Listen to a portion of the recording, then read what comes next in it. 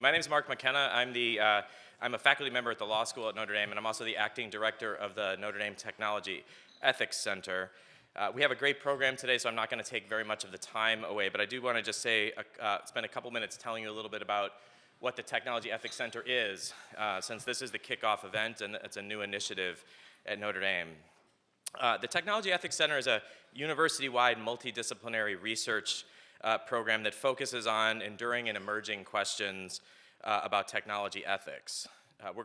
We will, as the program gets built, consider questions in a wide range of technological contexts and from a variety of disciplinary perspectives, but the program is unified by a kind of animating principle that technology should promote human flourishing. The Technology Ethics Center has a three-part mission. The first is to promote world-class research on the most important and difficult technology ethics questions. The second is to convene, and this is a good example, I think, today of this, to convene global thought leaders in academia, in industry, in nonprofit organizations, and in government to develop ethical and legal frameworks that will keep pace with technological development. And the third, and this one I think is a longer-term project for us, but that we're eager to get started doing, is to train a generation of critical thinkers about technology by developing a curriculum that will touch our students at every level of the university. So this is an ambitious project, and I should mention we're hiring. So if any of you are interested in joining us, please come talk to me. And we're especially interested in developing some collaborations here in DC and elsewhere around the country because we do hope to have some significant policy impact. Our topic today, deepfakes and other manipulated content, is a really important and timely one, and I think it's a perfect way for us to kick off the center. All of you are probably familiar with some of the famous or at least notorious examples of deepfakes. Today we'll begin with a panel focusing on the technical aspects of the problem, asking things like what are deepfakes, to what extent were they preventable, and what are the technical challenges in dealing with them. We'll then turn to a discussion of the various threats posed by deepfakes to national security, to the business community, to democratic self-governance, and to particular groups that are disproportionately targeted by that technology. Our goal as we move through the discussion is not only to get a rich sense of the problems, but also to get a start talking about what we can and should do about them. And so I hope that's where we'll finish our conversation. We have a great group of people that are going to lead us through that, and I'm grateful to all of them for being here. I'm not going to do all the introductions now. I'm going to let the moderators of each session do that.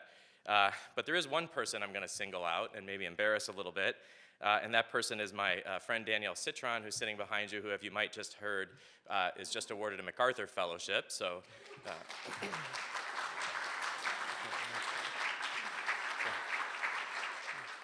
So we have a lot of smart people here, but one certified genius in the room.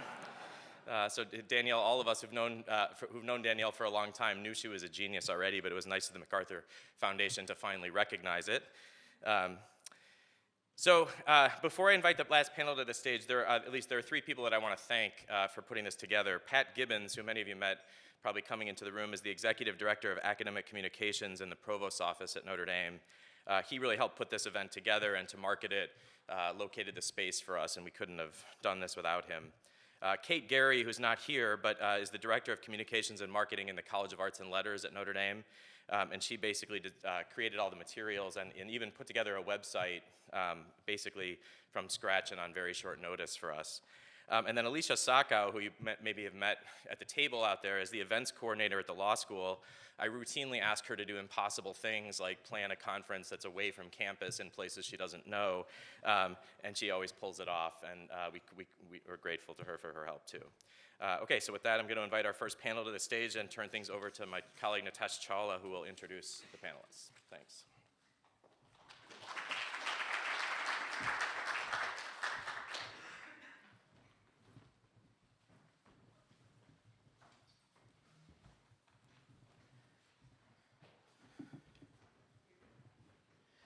Good morning. Thanks, Mark, and again, welcome everyone. So as part of the first panel, Mark was looking for a computer scientist who does AI, and he said, hey, you might be really good to talk about deep fakes, just because you do AI computer science. And I said, hey, I will wing it today. So anyway, but again, it's again a really compelling discussion and day ahead of us as we think about deepfakes and technology. And And I guess the question that I often ponder is the deepfake work, the annotation of this term came from a user's Reddit handle. And then one journalist talked about it in a 2017 article, and hence the word deepfake emerged, or the phrase deepfake emerged. But it's a connotation of deep learning and the advances of deep learning, and using that to create fake images. Now, the creators or founders of deep learning were Turing Award winners. Did they anticipate that this could happen? And in the compelling paper back in 2014 by Ian Goodfellow and Joshua Benju is also co-author of that, who was one of the Turing awardees for deep learning, talked about generative adversarial networks, an amazing contribution to the field of science and AI, which to create generative examples and have autoencoders, decoders, and discriminator functions. A beautiful, beautiful paper. And 2 years later, we were having AI-generated images and creating revenge porn or superimposing celebrities on porn videos, and it's gone on its own tangent. So I guess that's, as we think about technology ethics and AI ethics, how do we structure innovation within an ethical construct? And is the ethical construct, does it constrain innovation, or we just go crazy with innovation and then we start putting band-aids on, hey, now let's start fixing, and now we come up with a new AI algorithm to fix it until someone breaks that AI algorithm which was designed to fix it, and we keep going in that endless loop. So I'm hoping that at the end of the day, we'll have some of these discussions, and I have some really esteemed panelists with us here. I'll start with Professor Ed Delp, who's the Charles William Harrison Distinguished Professor of Electrical and Computer Engineering. And we were talking earlier, we were talking about a computer vision pattern recognition conference, and that's where, the image editing and things, et cetera, happens. And he mentioned that 100 million years ago, he organized PRIP conference, which was a precursor to CVPR, of course, 100 million years ago. But so he's sort of the originator or the in many ways, what this big conference today of computer vision and pattern recognition is. Ed Delp is a founding figure of that. So we are really, really excited to have him on board with us here. And he's a fellow of IEEE, fellow of SPE, fellow of Society for Imaging Sciences, fellow of American Institute of Medical and Biological Engineering. I don't think there's any further fellowships left. Maybe Fellowship of the Ring, Ed, that we should aim for. And he has received several awards as well: Technical Achievement Award, Society Award from IEEE Signal Processing Society, extremely highly cited scholar, and a wonderful, wonderful person, and very generous with his time and knowledge. So really, thank you, Ed, for joining us here today. Next to Ed, we have Pat Flynn, who's my colleague from Notre Dame, my department chair, and the Duda Family Professor of Engineering. And his research has also been in the areas of computer vision, biometrics, pattern recognition, and he's been thinking about these issues, whether it's from face recognition, fingerprint, iris recognition, biometrics, and being concerned about the aspects of ethics and privacy, and as we think about biometrics. So in many ways, biometrics as a field thought about these things prior to what we are seeing with deepfakes. So how do we deal with such kind of data? And Pat's, again, an extremely distinguished scholar, very highly cited, fellow of IEEE, and several awards from IEEE Computer Society, and a fantastic department chair and a leader and a colleague to have at Notre Dame. So again, Pat, thank you. And Pat, and they were talking about as well, is I won't talk about their driving experience, but Pat was an undergraduate when he attended that conference, or a graduate student that Ed Delp was at first started organizing the PRIP. And next to Pat is Sanam Len, who is at Facebook. And he manages Facebook's AI's computer vision teams in New York and Cambridge offices. And he also has his PhD in computer vision from the University of Maryland, College Park. And his expertise lies in thinking about generative models, anomaly detection, representation learning, how we do model manipulation. But also, I'm hoping that there can be an interesting perspective and dialogue that we can bring into fore from what does it mean for, from an organization, Facebook, what can these platforms do? And I learned something really interesting yesterday I didn't know until last night, in Article 230. And my legal scholars here can comment on that more later, as to what that means to be a platform and publisher and the differences in the two. So I hope we can all get educated on that by the end of this panel. So now again, thank you for making the trip and joining us here and contributing to the discussion, both from the expertise of computer vision and generative learning, et cetera, as well as from an organizational perspective. So again, we're very grateful for you to be able to participate with us here. So that does my job here, the easy part. All I now have to do is field them questions. And I would start with each of the panelists first giving us their perspective on what are deepfakes, technology behind it, and like how do we now think about, how did we anticipate deepfakes when we were going on the journey of image editing back in early, mid-90s to what deep learning did and the emergence of deepfakes. So now we will just have a dialogue together and I will shut up. Thank you. Yes, please. Okay. Well, I mean, I think that deepfakes is a term that's become very popular, and I think we have to be careful because a lot of time when people talk about deepfakes, they're talking about manipulated images, fake images, and video. You know, the first fake image is more than 100 years old. So people have been doing this for a long time. What's more important now, and the tools, by the way, for making fake images have been around easily for more than 25 or 30 years, and there are free tools to be able to do that. What's more important now is images. If you think about it, well, who's the biggest creator, maybe up until maybe about the last 4 or 5 years, as far as fake video, and that's Hollywood. That's CGI stuff. And we've all enjoyed that in various movies we've had.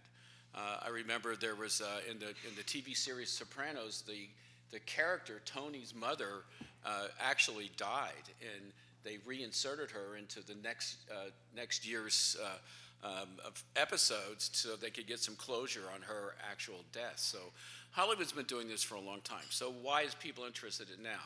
Well, the tools are becoming more publicly available, and so the general public can use these. There's actually a tool called Deepfake. All of you can download it. It's freely available, and you can use it to make fake videos, okay? So they're a little bit easier to make. And the quality is going up. So we're going to see more and more people, just average people, being able to do this. You know, in the past, when you wanted to do one of these, you had to be a big CGI house or something in Hollywood, or you had to be at a university research lab. So I think we're seeing more and more of these tools becoming available, and it's going to cause more problems. Now, you know, we've heard about the classical examples of political problems, but there's also the issue of fake revenge porn, fake child pornography, and people are also using these for committing regular crimes. In particular, you know, suppose you had a CEO of a major corporation, somebody faked a video making some sort of announcement, and then that caused that company's stock to tank or go up or something like that. So I think we're going to see more and more of these things other than the political ones and ones related to revenge porn. There was an article recently that said if you look at all the deep fakes out there right now, the biggest application is fake revenge porn. So, but I think we're going to see more and more of it, and the reason is the tools are easier. I'm going to pass it to Pat, I guess.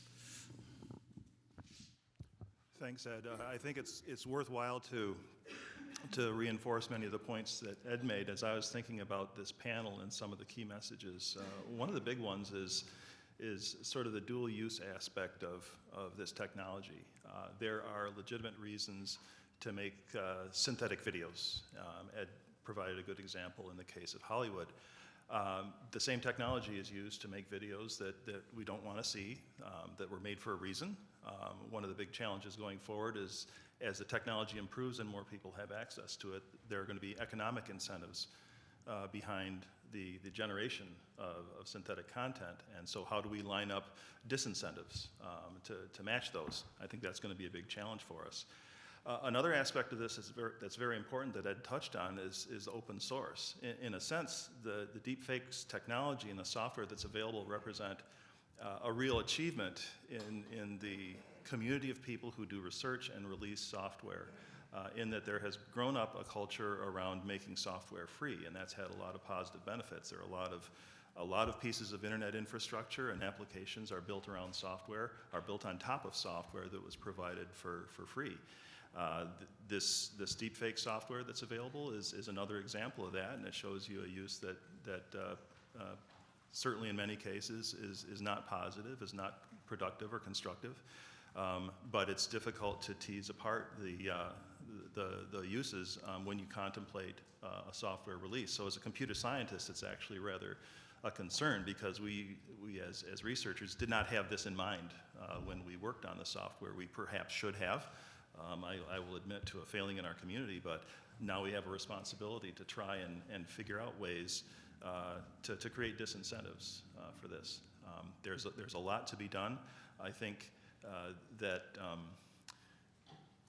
in the scope of biometrics that Nitesh Chawla touched on, that I work in, there certainly have been many discussions, and very productive discussions, on appropriate use of biometrics technology, but I wouldn't say the legal frameworks are mature or really well established. And so I think that debate and the debate around the appropriateness of deepfakes and the regulatory environment are all going to be active topics going forward.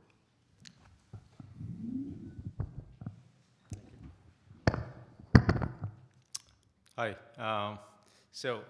I'm going to take a perspective from Facebook. And so when we are concerned about deepfake, but we're also concerned more about misinformation, right? So the spread of misinformation is something we primarily want to manage or eradicate. And deepfake is one of the means to an end. My team actually looks at detecting, just for context. So my team actually looks at detecting fake informations, fake images, videos, but more importantly, detecting misinformations. Now, there's a team actually in Facebook AI. So I roll up to Facebook AI. There's another team in Facebook AI which act like the red team. So they actually try to attack our detectors and see what is the vulnerabilities and flaws in what we need to do to move forward.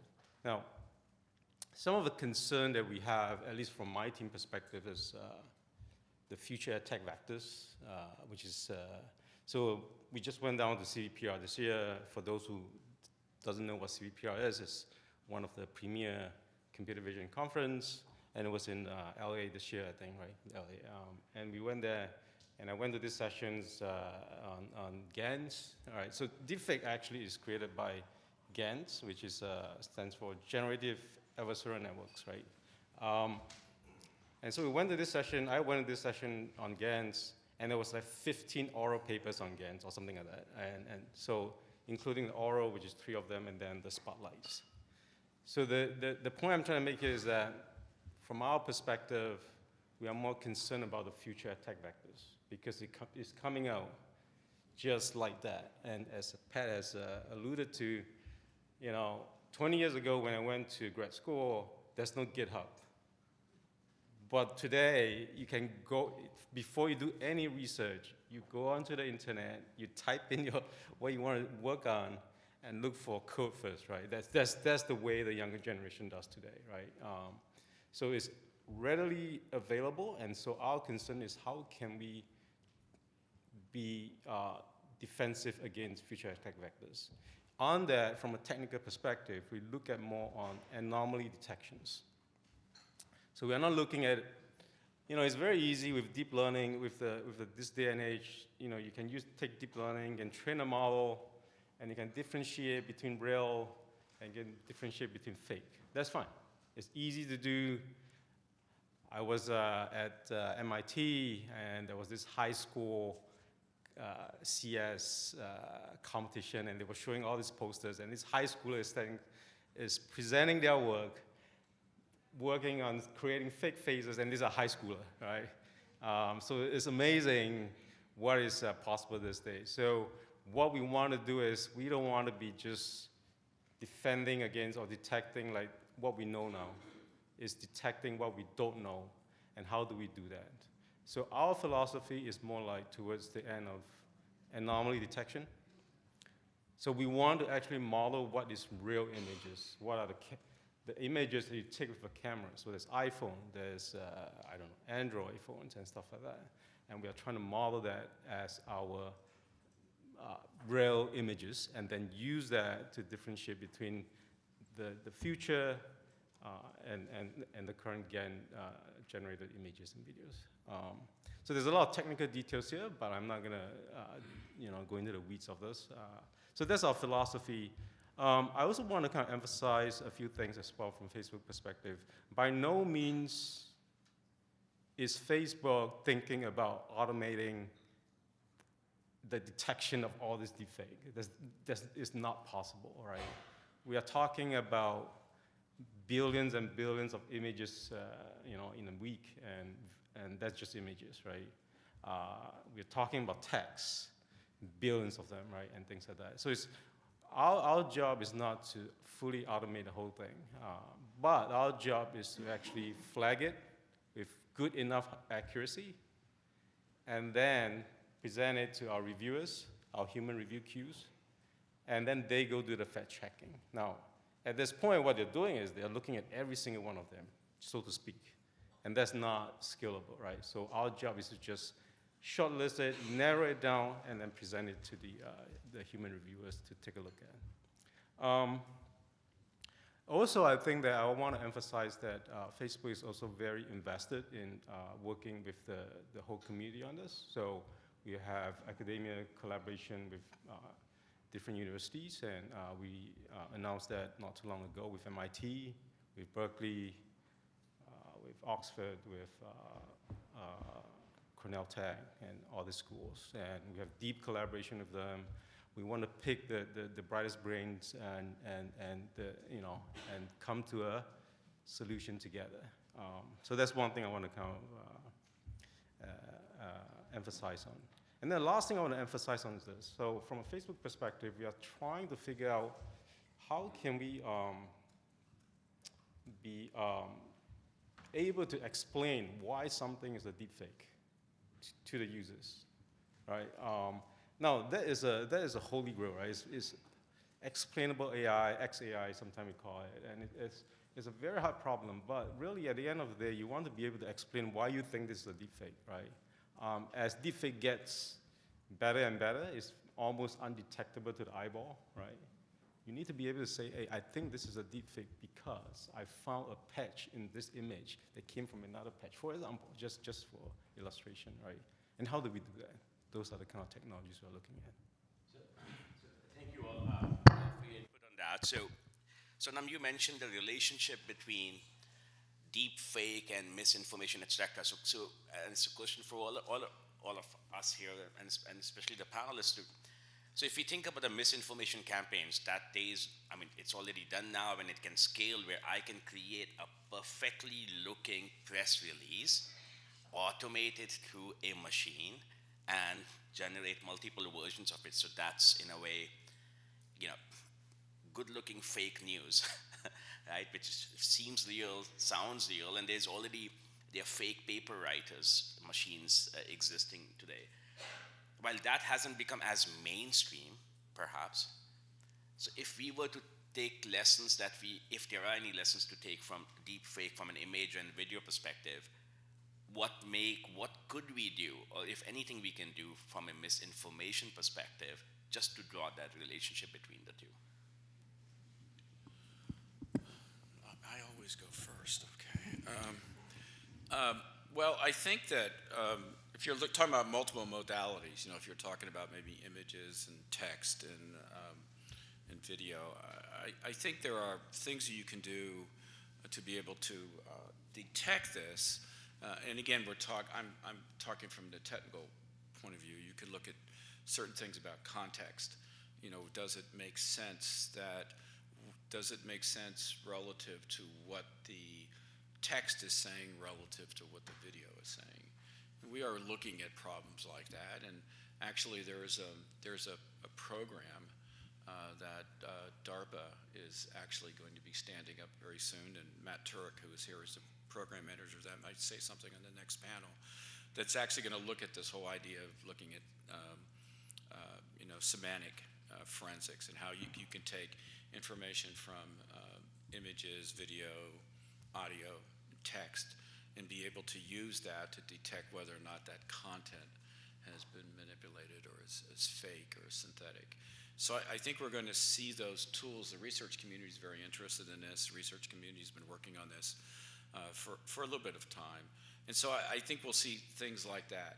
The problem is some of these tools that some of you in this room, you want them now, and some of them are not quite there yet. So we're gonna run into issues. I'd like to point out two other things real quick. There are two relatively famous fake videos that have appeared in the last couple of months. One is the Nancy Pelosi video, which I'm sure most of you know. And then just a couple days ago, there was another video that somebody showed President Trump assaulting the media. I'd like to point out to you that both of those videos were put together with 20-year-old tools, so they were not using any type of deep fake. So you can see that you can use relatively existing tools, put together a video that will have some impact. And we could argue about what that impact is. So, but I think, we're getting better and better at doing this detection. I myself have been working in this area for more than 25 years, and I think we've seen some tremendous uptakes in the performance of these techniques for being able to detect that. And I think we'll keep on improving.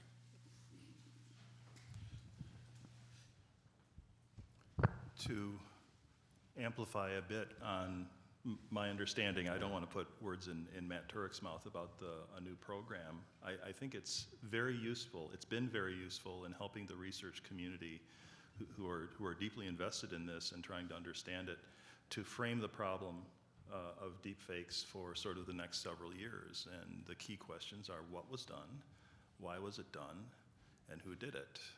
Right? So the semantic level is a hard level to work at because you have to integrate domain knowledge, you have to capture context, it has to be tied to a domain of discourse or communication or application.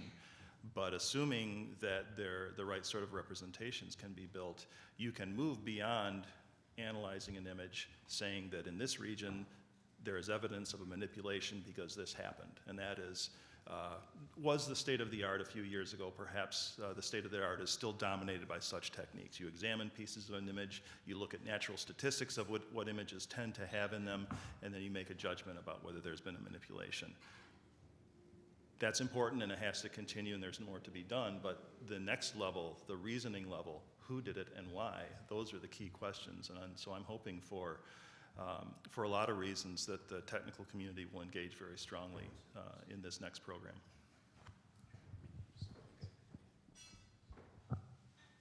Anyone need to just make Oh, yeah. So I don't, Pat sort of alluded to this, and so did I. I don't know how much people in the audience know, but there has been a program called Media Forensics that's been running at DARPA for almost 4 years.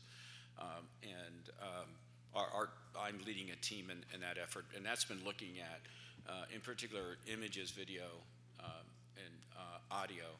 And Matt Turek, as a program manager of that, can say more about it. But we've made tremendous progress. At least I feel we have. We'll let Matt speak for what he thinks from DARPA's point of view in this area. And I think we're geared now to sort of take some of these single modality tools for being able to detect manipulations in images, video, or audio, and then apply these to start looking at the semantics, as Pat was saying. I just wanted to insert that. Yeah, in regards to misinformation, and our perspective is, I think one of the way we kind of look at this is proactive and reactive, right? How do we detect misinformation proactively? That's a much harder problem than trying to look at or detect misinformation reactively, right? What it means is that if we detect a human or some user flag it and say, hey, this is spreading misinformation, then we need to develop, what we do is we develop technologies that go look for viral copies of this, right? I'm sure you guys heard about various videos that was posted on our platform, and we had to go take down every one of them, and this would grow to millions and millions of copies sometimes in a few days, right? So how do we look at like the proactive side? The proactive side is a much harder problem, right? Because, and as Pat alluded to, is we look at it from a very multimodal perspective, right? And text is definitely a very strong cue to whether something is spreading misinformation together with images and videos and things like that. So that's the proactive and reactive perspective that we look at. Now, one of the biggest initiatives that we are trying to detect misinformation is what we call provenance. Some of you call it provenance, some of you may call it similarity search. It's not a Pat and Ed will know, it's not a new technology. You're basically trying to look for similar copies of it. But on the proactive side, what we are trying to do is to build this repo of original content. And then if I see something comes into the platform, we want to go look for it. And then we want to say, based on what I can find as its original source of it, and the metadata that's associated with it, can I tell that it's spreading misinformation? Just to give you an example, right? A video comes in with text and stuff. We utilize our AI technologies and we look for similarity to this text and the video, and we go look in our repo, and we grab, I think this is very similar to this Facebook post, right? So we grab the video, we look at it. But what we are trying to do is we also look at the metadata, right? Let's say, for example, this is an image of a demonstration 10 years ago for certain purpose, right? And it was taken out of context and says, look, everybody is on the streets against certain politicians or something like that, right? We immediately can tell from the metadata that this was taken 10 years ago. It was not now, right? So that's how we sort of go about looking at the misinformations, whether it's a high chance of being a piece of misinformation. Now, deepfake is just one part of it. I just want to be clear, though, like deepfake is still a very low prevalence, very low prevalence. When we measure it to a certain degree, not fully, because it's not possible at Facebook scale to measure this, but to a certain degree, there's very low prevalence on the platform. You don't get a lot of deepfake, and then you don't get a lot of malicious deepfake to be, you know. So I just want to say, like, what we are working on is towards thinking about proactive, reactive, and we also look at the provenance solutions, and we are trying to build this provenance repo across different companies and combining all the efforts and building this huge repo so that we can detect misinformation. So I could keep asking questions, but I'd also like to invite the audience, if there's questions that you may have and want to participate in the discussion or any comments you may have, please. Yes, Nicholas. So since this is the technology panel, I wanted to pose the question of what is sort of the appropriate behavior amongst technologists in terms of open sourcing or publishing media synthesis technologies? I'm sort of referring to GPT-2, Grover, those types of technologies.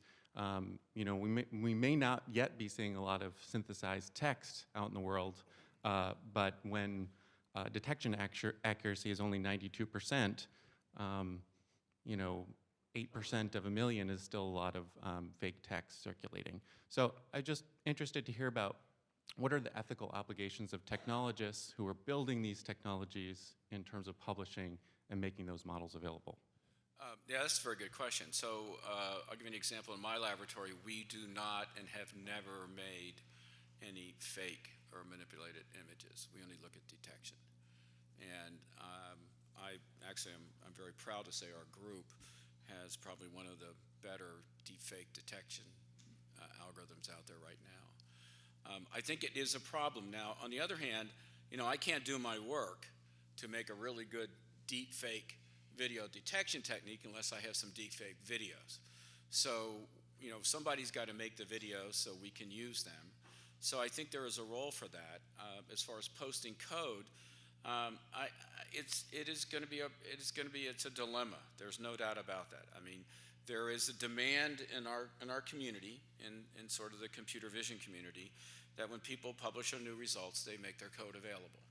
And that has been a model in our community for probably going on more than 25, 30 years, I guess. And I think it is a dilemma. I know that there are some people working in this area have decided to sort of hold back their code. I know there are some efforts for that. But you know, like I said, I'm not interested in making these things. I'm more interested in detecting them. But then I can't do my job if somebody doesn't do it. So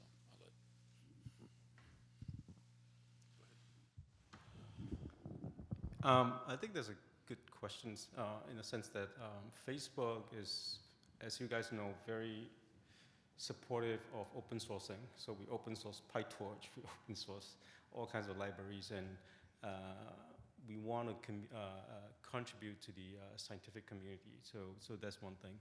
And so when we come to like detection algorithms, we have to be careful, I think. And I don't have a good answer for you, Nick, but so we want to open source, but at the same time, if we open source our detections algorithms, as a computer vision person myself, I can easily overcome it if I know how we are detecting it, right?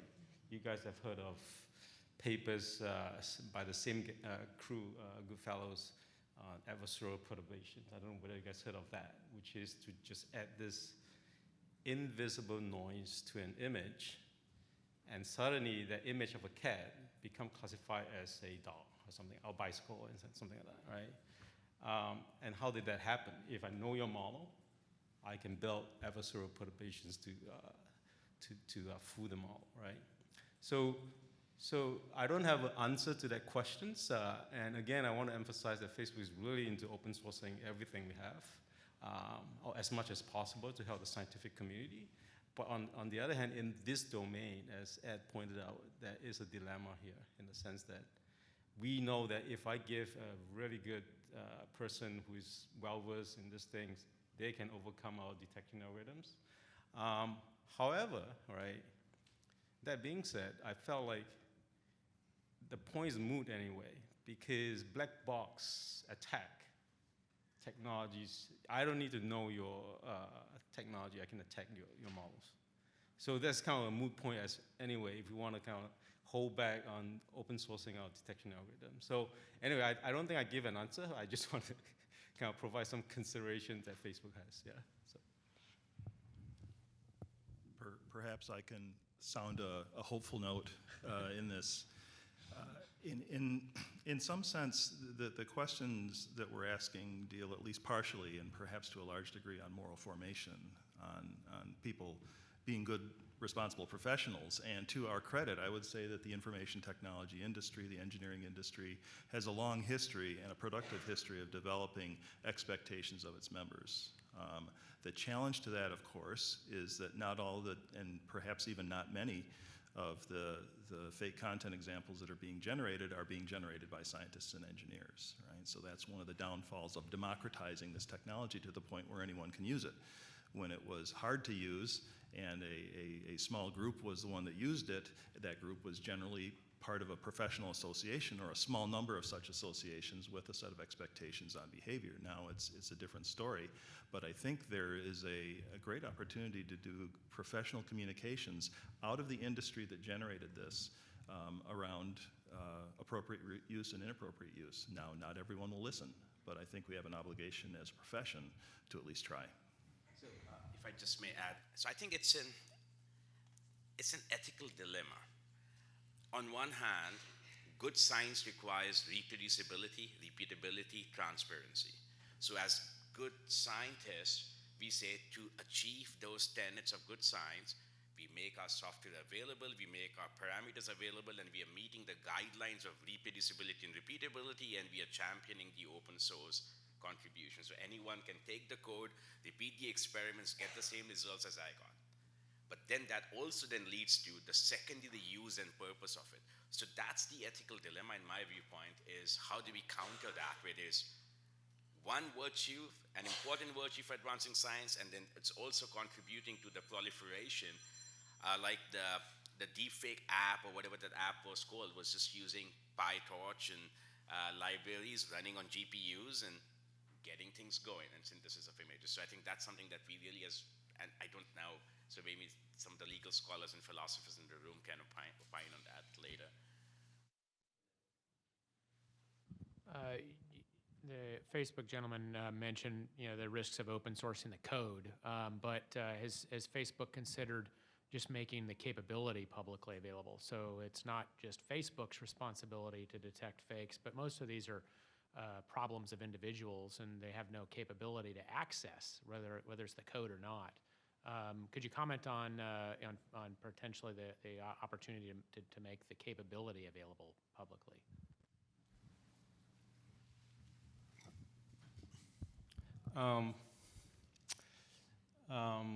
To answer that questions, I have to be careful because my legal people is not here, and the policy people is not here, so I don't want to. I think that's definitely an interesting notion to do that. I can bring it back to my policy people and legal people and see whether there's a possibility. But I just want to clarify, what you're talking about is maybe providing like an API, you don't have to give a code, but you provide API, and then folks can run that with a link and say, oh, this is deepfake, and no, it's not. As an analogy, which in reality did happen, and I don't want to give very specific details here, this could also be gamed by adversaries, right? They can ping you, and they can ping a few images, certain variation of videos, and see whether you can tell.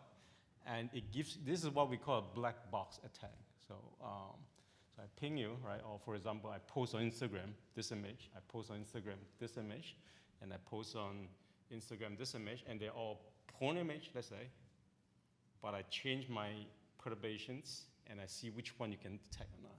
So providing the API is also not safe, to be honest, from that perspective, right? So, but yeah, I'll take this back to my policy, my legal people, and see what they think about this. And we do want to help the community, but we also have to consider all these factors. Does that answer your questions?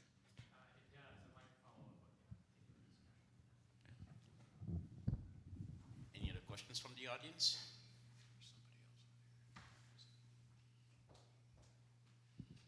Thank you all for this really fascinating panel.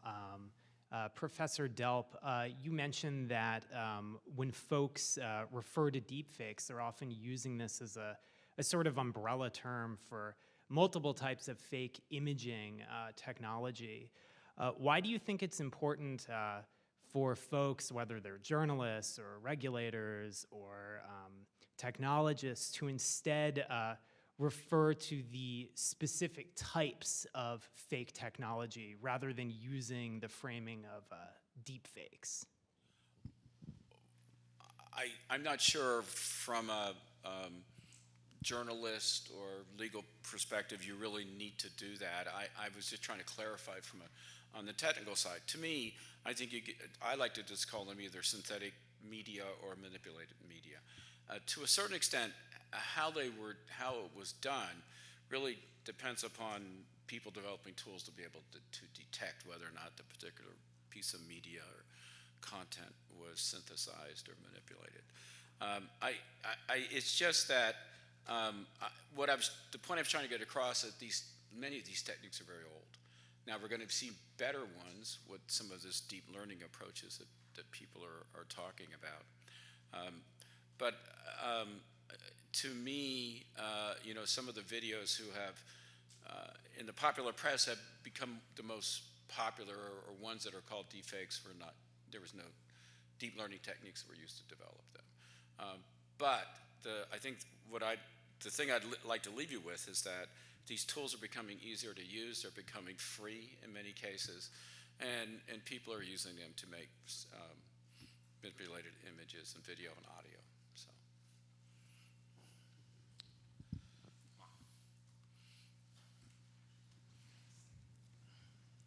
Thanks. This question is, I guess, primarily for Surnam. Does Facebook make any distinction between a deepfake video and an equivalent claim in text or some other media, I guess primarily text, if the semantic content is the same? In other words, if there's a lie, you know, in a text post versus a deepfake video that depicts the lie, is there a distinction in the way that Facebook approaches them? My quick answer to that is no. We treat every modality kind of equally. So just to give an answer from organizational perspective, under Facebook AI, we have people who work on computer vision, language, NLP, you know, and they are all invested together with the misinfo team to help them detect fake tags, for us, fake images, fake videos, and things like that. And we work very closely together cross-functionally. So quick answer is no. We treat them equally, and yeah.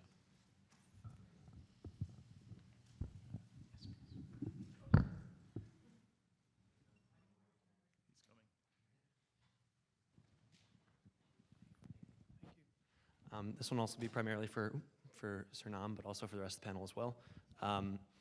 Facebook has come out and said a few times that they don't want to limit people's freedom of speech and inhibit the spread of content online, even if it is falsehood or misleading.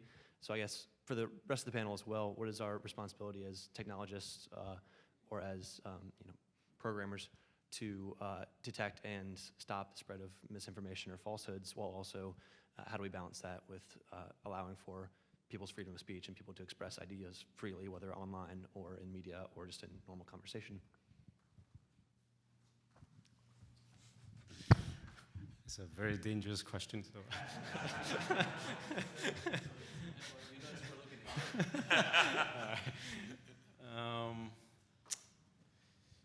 So let me answer the question this way.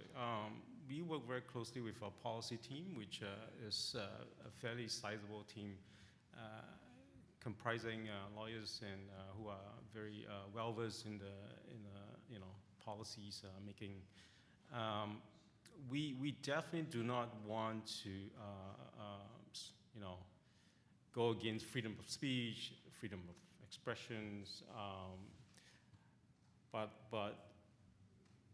the way I'm seeing this and the way I'm observing this is that there's to a certain point where we want to make sure that, because you cross a certain line, right, when you say freedom of speech, right, if you are swaying the election, there's no more freedom of speech, right? And you start writing something down, and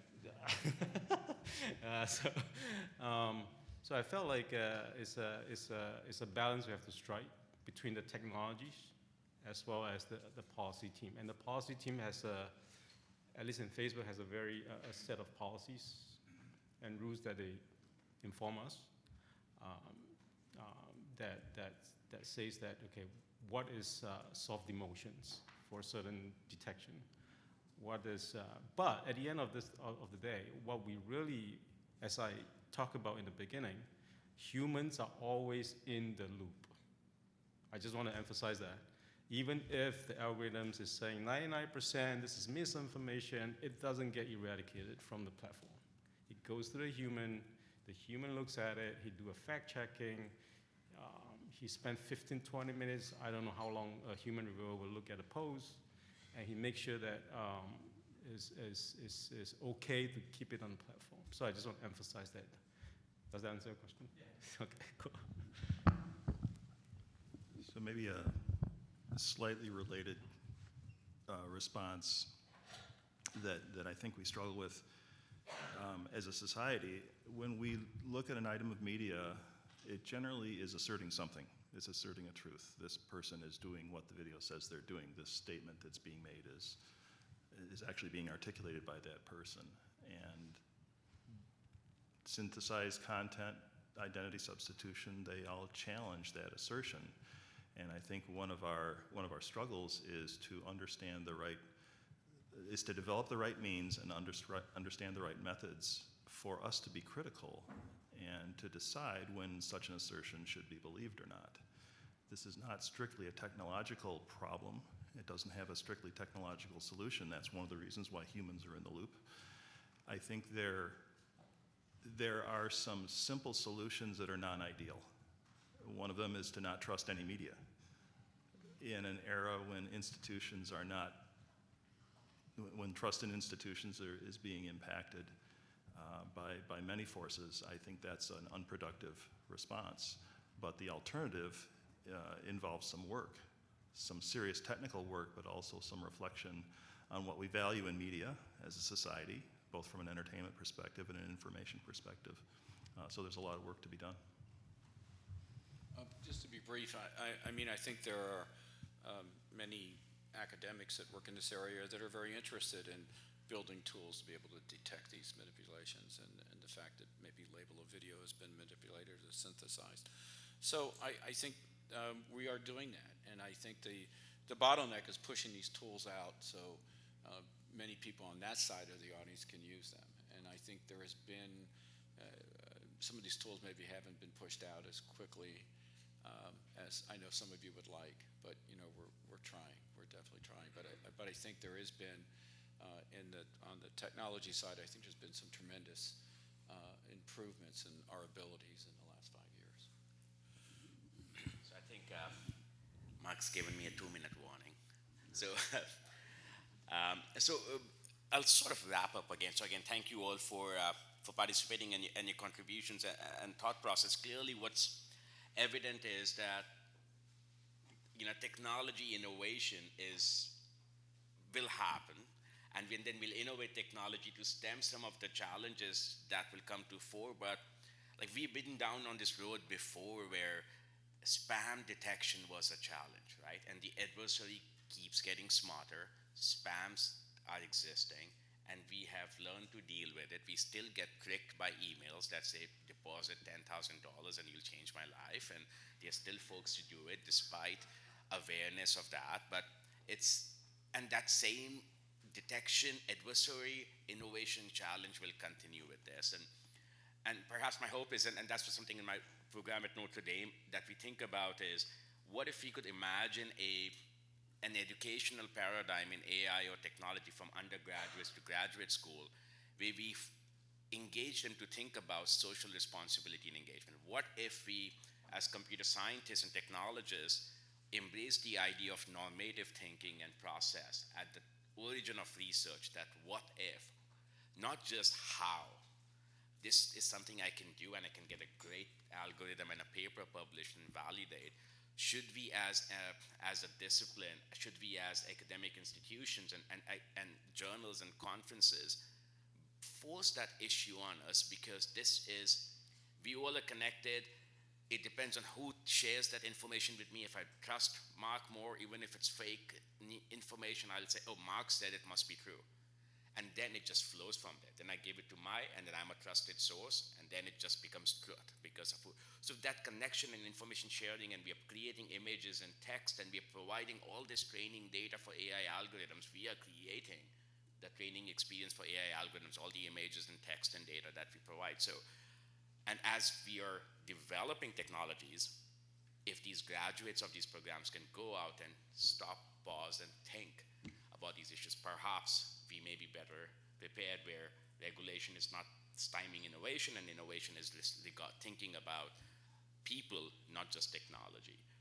So hopefully the next couple of panels we'll get deeper into those discussions and coffee discussions and see what we can do collectively to address these issues. Again, thank you all so very much for your discussions.